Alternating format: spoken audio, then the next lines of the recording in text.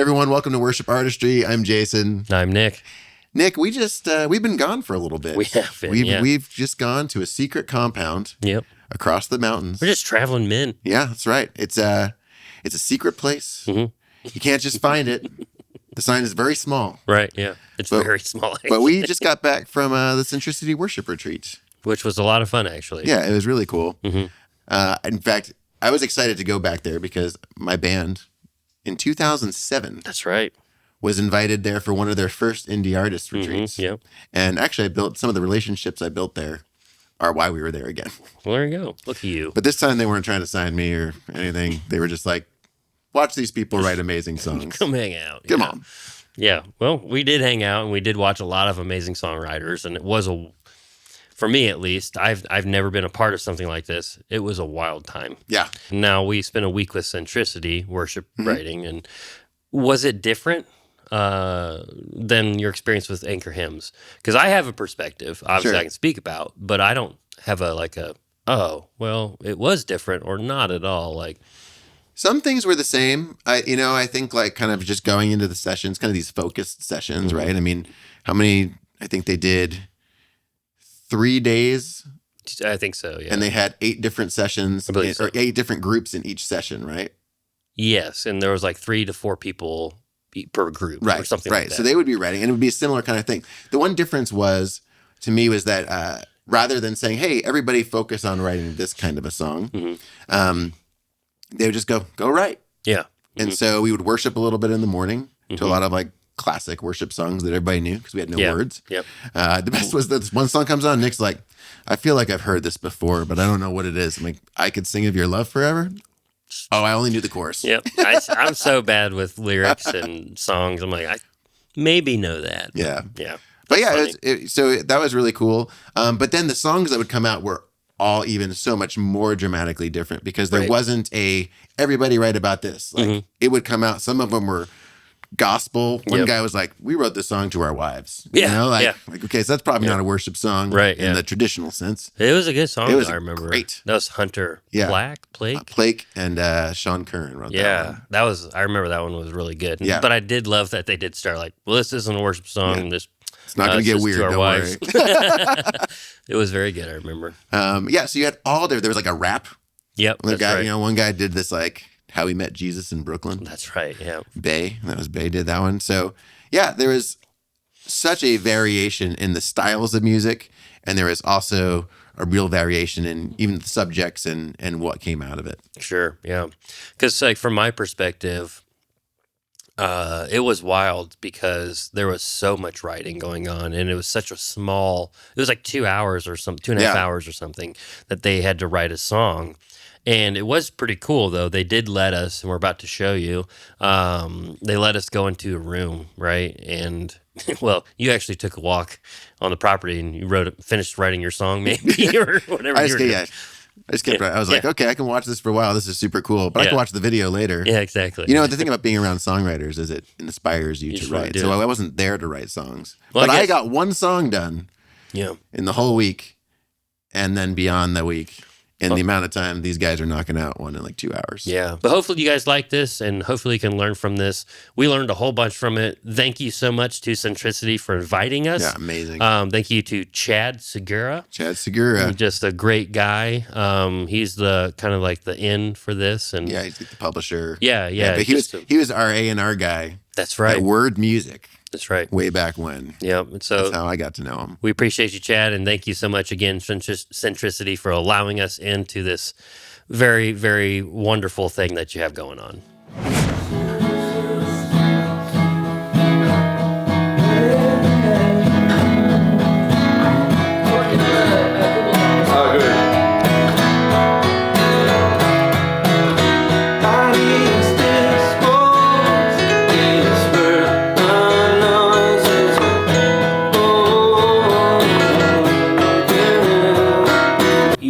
Sounds like that's a cool perspective to chase down. Like that's what I'm saying. Like he was, because I remember when I was reading it, when I was reading it a couple of days ago. I was reminded this morning of it, and it really moved me hearing that. It was like in the just that part which I put in the Google Doc, by the way, of just like that he's on the mountain, fleeing, afraid of death. And it says, like, the Lord passed by, a mighty windstorm hit the mountain. And it says, the Lord was not in the wind.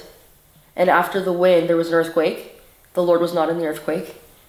And then after the earthquake was a fire. The Lord was not in the fire. And after the fire, there was a sound of gentle whisper, and he was in the whisper. I think we could even just kind of keep it a little true to that, like, I thought I'd find you. Yeah. In the power of the wind. Yes. Like we're looking for him in loud places, or are we talking about like the humility of a king? That's what I'm thinking. You know, you're thinking humility of a king?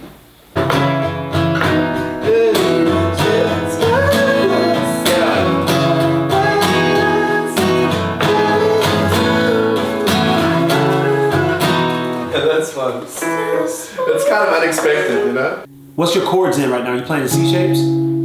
I'm playing like in D shapes. Okay, so you would do an A over B. Okay.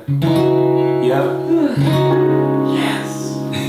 That's a sick chord, dude. So, in this so unexpected, ways higher than mine, that the God of creation would have me on his mind. You're in the smallest of details, yet too vast to find.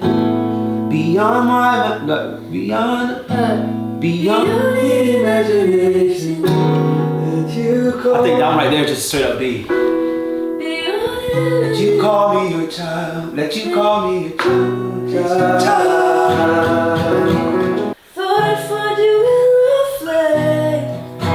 That you call. It's beyond imagination that you call me your child. Yes. So try that. Let you call me your child. That's cool. So the first one we say the trembling of an earthquake, but you're not far away. I thought I'd find you in the flame, and then I wrote the roaring of the winds and waves.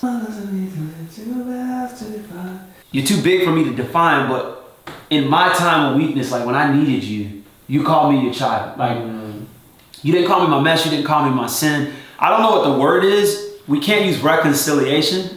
It's so big. That's you up there. We're gonna say.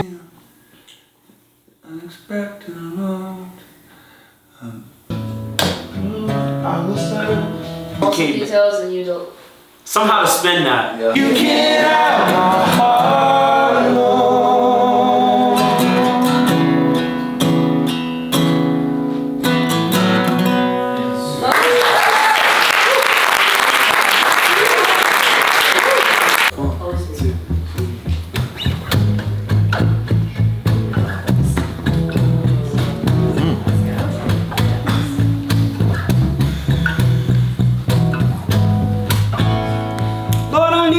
Guide me and show me your way, 'cause I'm getting tired. Where's my fire by night and the cloud in the day? I don't know where I'm going.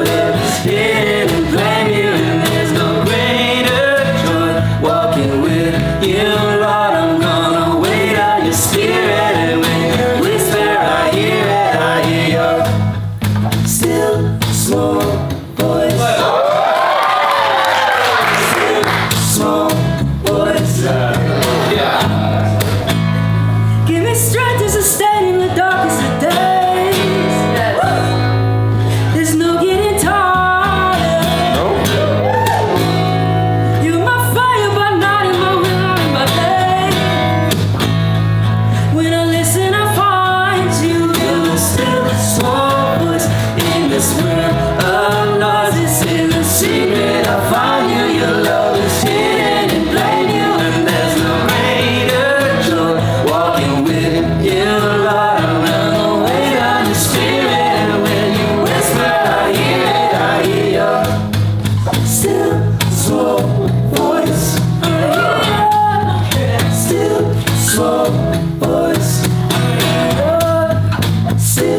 small voice. I hear your still small voice.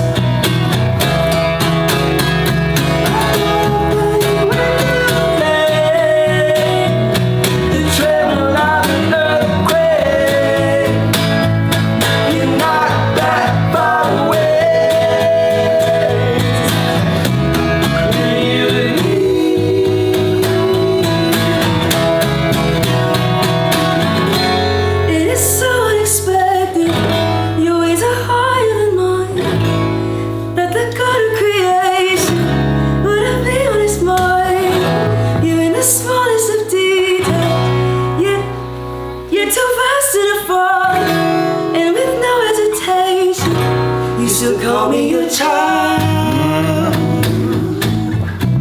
You still call me your child. You call me your child. You still call me your child. Ooh. You still call me your child. You're still small in this world of love. It's in the secret of finding your love. It's hidden and claim you.